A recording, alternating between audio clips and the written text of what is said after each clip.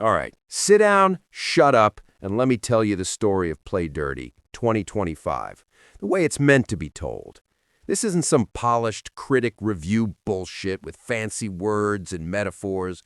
No, this is me dragging you through the dirt, showing you exactly how this whole damn thing plays out, step by step. Like you're in the theater, but with me screaming in your ear, laughing, cussing, and mocking every fake hustler who thinks they could ever survive a world like this. Because trust me, they couldn't.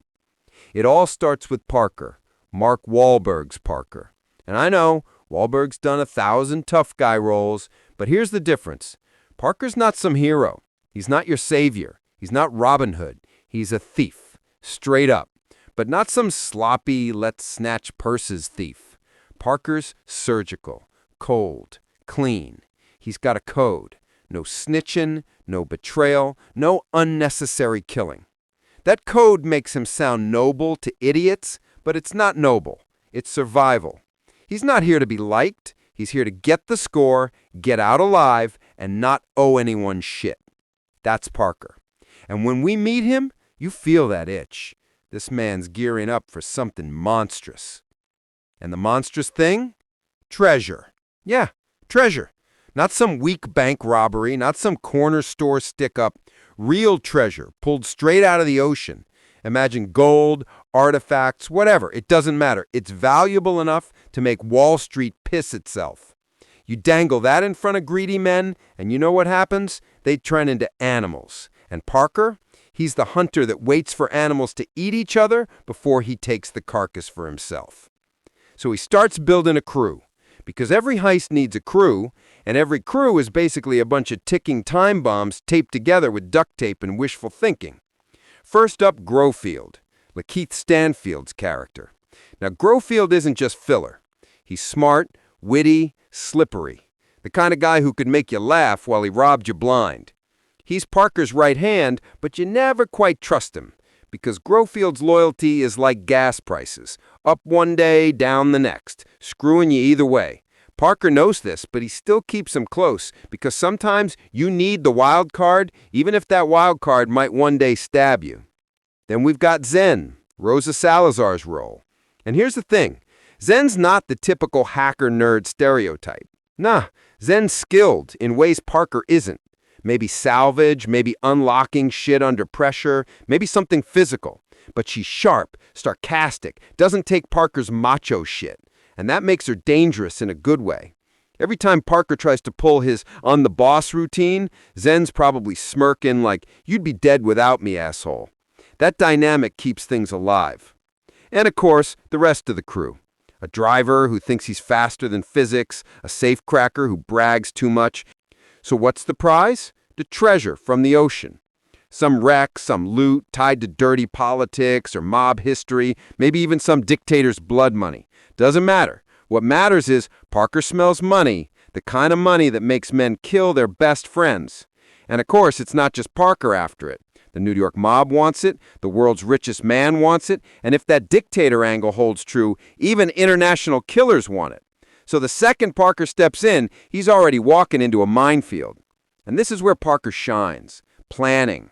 Act 1 is all about watching Parker do his cold, meticulous thing. Scoping out locations, testing loyalty, running smaller jobs to warm the crew up. Maybe they sneak into a dockyard. Maybe they bribe a guard. Maybe they pull off a little test heist just to see who cracks under pressure. And someone almost screws it up. Always. Maybe Grofield jokes at the wrong time. Maybe the driver panics. Maybe Zen saves the day with some insane move that makes Parker go, "Shit, okay, maybe she is the real deal." Meanwhile, the mob starts poking around. A couple greasy suits and leather, jackets, corner Parker with a warning, all tough guy posturing. And Parker, he nods, smiles, pretends to care. Then 2 scenes later, those same mobsters are swallowing their own teeth because Parker doesn't bluff.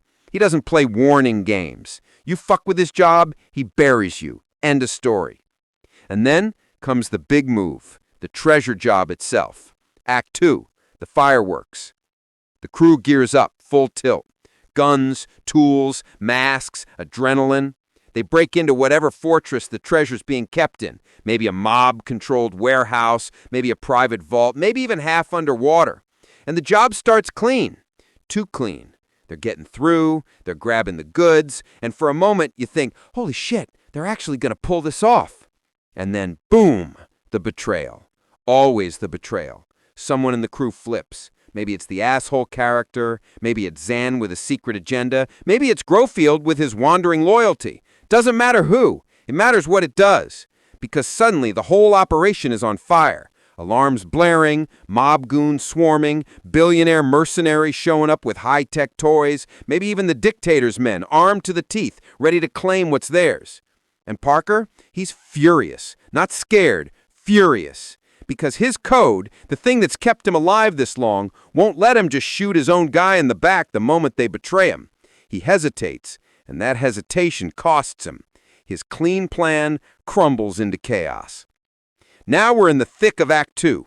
Bullets flying, fists swinging, crew members dropping like flies, the treasure slipping out of their hands, Parker improvising like a rabid wolf, setting traps, blowing shit up, turning enemies into each other.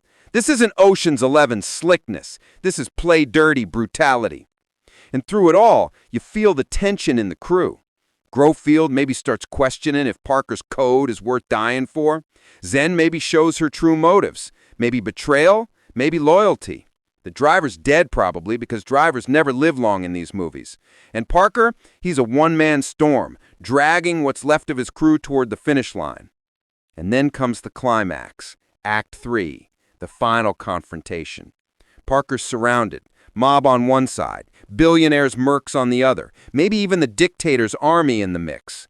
The treasure's there, gleaming, almost within reach. And Parker, he's not thinking about getting rich anymore. He's thinking survival. He's thinking revenge. He's thinking about making every last bastard that crossed him regret it. The big set piece explodes, gunfights, explosions, dirty tricks. Maybe Parker lures the mob and the billionaire's forces into killing each other. Maybe he rigs the treasure to blow just to fuck them all. Whatever happens, it's bloody, brutal, and raw. And in the final showdown, Parker faces the main villain. The mob boss, the billionaire, maybe both.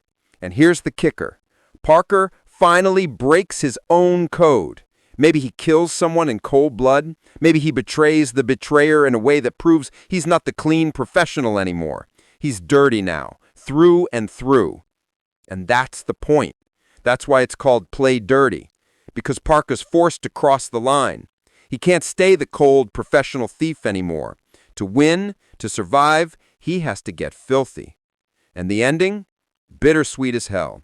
Parker doesn't walk away with the full treasure. He doesn't retire. He doesn't ride off into the sunset with a smile. Nah, he limps away. Maybe Grofield's still with him, maybe Zen too, if she proved herself. But the crew is shattered. Half are dead, the others scarred. The mob's not destroyed, just wounded. The billionaire's humiliated, but still rich and dangerous. The dictator, if he's in play, is still out there. And Parker, he's got enough money to live, but not enough to quit. And even if he had enough, he wouldn't quit. Because that's who he is, a thief, a hustler. A man who lives by a code until the world rips it away and forces him to play dirty. So that's the story.